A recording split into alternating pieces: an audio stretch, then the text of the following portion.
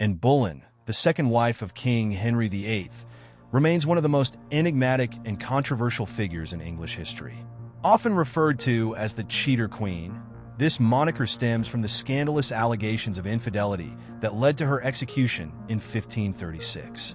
What is the truth behind her accusations? Let's have a closer look. Anne Boleyn's journey to the English throne began far from the glittering courts of royalty. Born around 1501, and was the daughter of Thomas Boleyn, a skilled diplomat, and Elizabeth Howard, a member of the powerful Howard family. She spent her formative years in the Netherlands and France, where she received an exceptional education, becoming fluent in French and acquiring the courtly graces that would later captivate Henry VIII. Anne's return to England in 1522 marked the beginning of her rise to prominence. She joined the household of Queen Catherine of Aragon and quickly caught the attention of courtiers with her wit, charm, and striking appearance. Unlike the demure ideal of womanhood prevalent at the time, Anne exuded confidence and intelligence, qualities that set her apart from other women at court. Anne's relationship with Henry VIII began as a flirtation, but quickly escalated into an obsession. By the mid-1520s, Henry had grown dissatisfied with his marriage to Catherine of Aragon, primarily due to her inability to produce a male heir. Anne, however, refused to become his mistress, a stance that only deepened Henry's infatuation. Her resistance was both a personal and political strategy, as she understood the power she could wield as a queen rather than a mistress. Henry's determination to marry and led to his infamous break with the Catholic Church. When Pope Clement VII refused to annul his marriage to Catherine, Henry established the Church of England, a seismic shift that reshaped the religious and political landscape of England. In 1533, after years of anticipation, Anne married Henry and was crowned queen. Anne's tenure as queen was as turbulent as her rise to the throne. Her assertive nature and reformist sympathies earned her both admirers and enemies. She was instrumental in promoting the Protestant Reformation in England and championed education and charity. However, her inability to produce a male heir, she gave birth to Elizabeth in 1533, strained her relationship with Henry. The king's affections began to wane, and Anne's position grew increasingly precarious. The charges that ultimately led to Anne's execution were as sensational as they were dubious. In May 1536, she was accused of adultery with multiple men, including her brother George Boleyn, and conspiring against the king. These accusations were not only shocking, but also unprecedented for a queen consort. Thomas Cromwell, Henry's chief minister, played a pivotal role in orchestrating Anne's downfall. Once an ally of the queen, Cromwell turned against her due to political disagreements and his desire to consolidate power.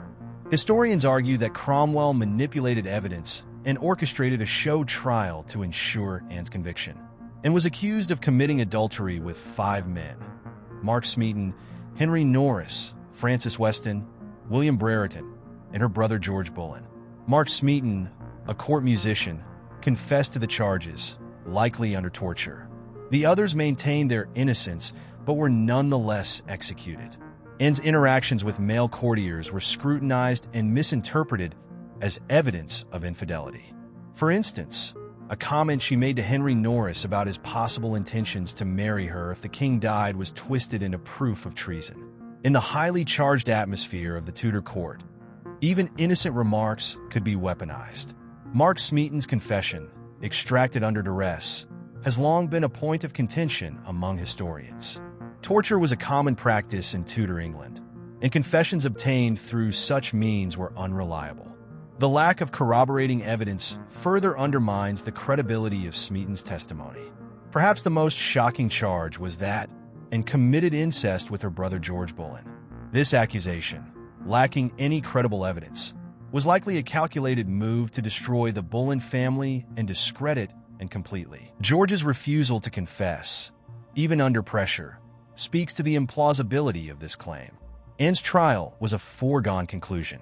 Despite her eloquent defense, she was convicted by a jury that included her own uncle, Thomas Howard, Duke of Norfolk.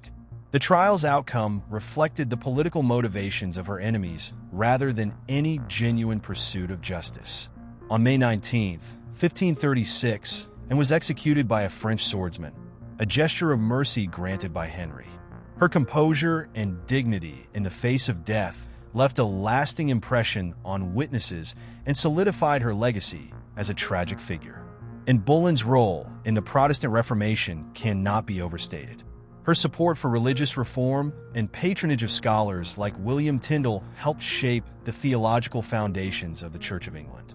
Anne's greatest legacy is her daughter, Elizabeth I, who became one of England's most celebrated monarchs. Elizabeth's reign, marked by stability and cultural flourishing, stands in stark contrast to the tumultuous era of her parents.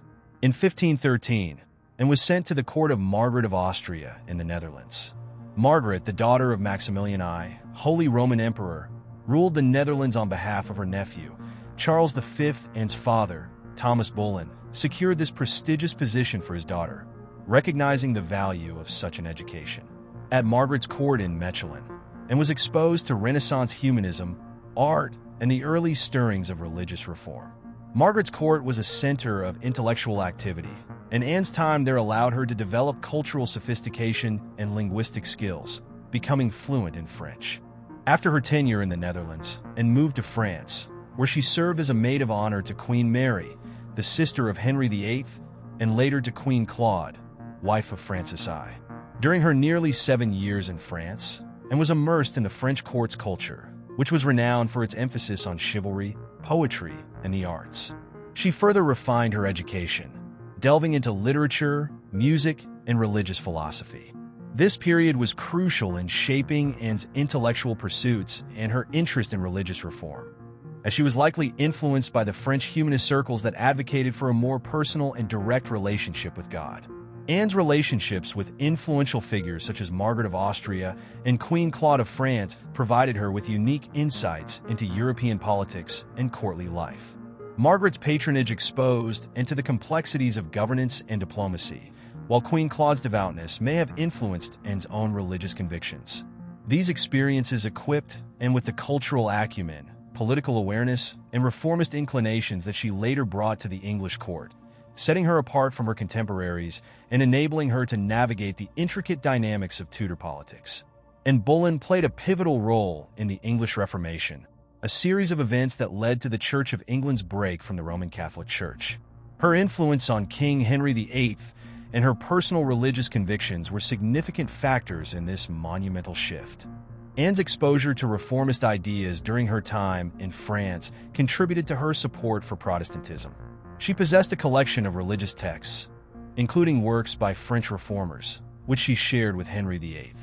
Anne's encouragement of Henry's interest in these writings played a part in his growing disenchantment with the papacy, especially when the Pope refused to annul his marriage to Catherine of Aragon. One of Anne's notable contributions to the Reformation was her support for translating the Bible into English. She believed that Scripture should be accessible to the laity, allowing individuals to engage with the Word of God directly. Anne's advocacy aligned with the broader Protestant emphasis on personal faith and Scripture's authority over church traditions. Her influence in this area is evident in her patronage of scholars and her possession of English translations of the Bible, which she reportedly encouraged Henry to read. Anne's marriage to Henry VIII was a catalyst for the English Reformation. Her refusal to become the king's mistress and insistence on marriage placed Henry in direct conflict with the Pope, who denied the annulment of his first marriage. This impasse led to the establishment of the Church of England, with the king as its supreme head, effectively severing ties with Rome. Anne's role in these events underscores her political acumen and her commitment to religious reform, as she used her position to promote Protestant ideals and individuals sympathetic to the Reformation cause. Anne Boleyn's ascent to queenship was marked by her political savvy and strategic alliances within the Tudor court. Her ability to navigate the complex political landscape was instrumental in her rise and in influencing the policies of Henry VIII, and cultivated relationships with reformist scholars and nobles who shared her vision for religious reform. She was associated with figures such as Thomas Cranmer and Thomas Cromwell, who were key proponents of the Reformation in England. These alliances not only bolstered her position at court, but also facilitated the advancement of Protestantism. Anne's support for reformist clergy and her patronage of scholars advocating for religious change highlight her commitment to the Protestant cause and her understanding of the importance of strategic partnerships in achieving her objectives. In the Tudor court, Anne was a master of political maneuvering. Her relationship with Henry VIII began when she refused to become his mistress, insisting on marriage, which challenged the king's desires and demonstrated her determination.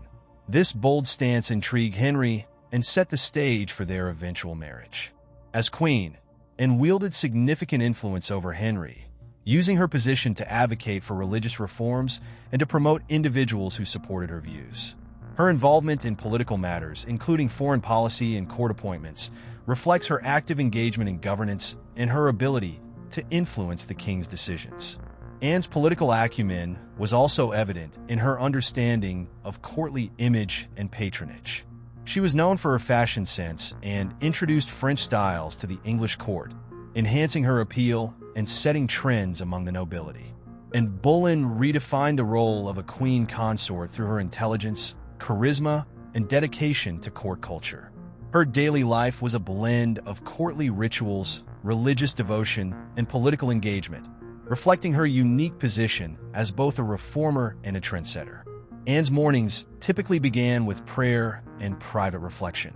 As a devout believer in reformist ideas, she prioritized her spiritual practices and often read from her collection of religious texts. Her chambers would then come alive with attendants preparing her for the day, dressing her in the French-inspired fashions she famously introduced to the English court. These outfits were not just statements of style, but also a reflection of her sophistication and understanding of how the image could solidify power. As queen, Anne presided over courtly functions, hosting banquets, dances, and other events that showcased her elegance and ability to command attention. She was an active patron of the arts, supporting musicians, poets, and painters who enhanced the cultural vibrancy of the Tudor court. Her love for music, particularly French compositions, influenced the court's artistic direction, earning her admiration among courtiers. Anne's afternoons often involved engaging in political discussions with Henry VIII or her trusted allies. Her sharp intellect allowed her to participate in matters of governance, from policy-making to foreign diplomacy. She also made time to supervise her charitable endeavors, which included funding educational institutions and aiding the poor. These actions further emphasized her commitment to reform and her desire to leave a lasting legacy. Anne Boleyn's relationship with Henry VIII was marked by passion, ambition, and eventual tragedy. Initially, their union was one of mutual attraction and shared goals, particularly in their defiance of the Catholic Church. However, as time passed, the pressures of producing a male heir, combined with Henry's shifting affections, led to their relationship's deterioration.